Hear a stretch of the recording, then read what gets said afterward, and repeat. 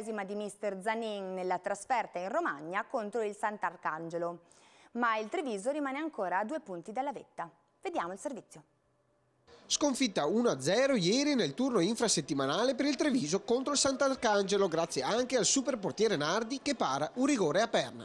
Ma fortunatamente in classifica cambia poco o nulla. Le altre squadre al vertice infatti perdono tutte meno che il Cuneo.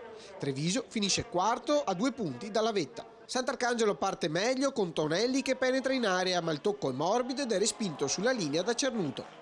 Al 17esimo bella azione del Sant'Arcangelo, ultimo tocco per Schiavini, ma il destro finisce di poco alto.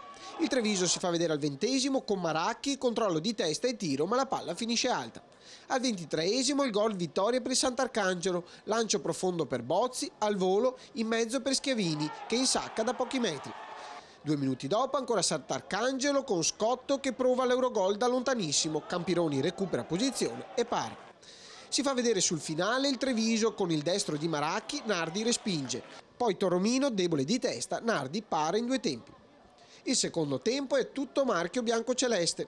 Al 52esimo Giorico per Perna, ma Nardi para. Al 53esimo Toromino, tiro cross e respinto. 5 minuti dopo ancora piattone di destro di Perna, debole, Nardi alza sulla traversa. Poi ci prova Malacarne dal limite e ancora una volta Nardi in angolo. Il Sant'Arcangelo si fa vedere con Torelli che se ne va in dribbling e tira, ma la carne salva sulla linea. Al 73esimo Giorico in aria, mani di Del Pivo e a rigore. Batte Perna e Nardi respinge.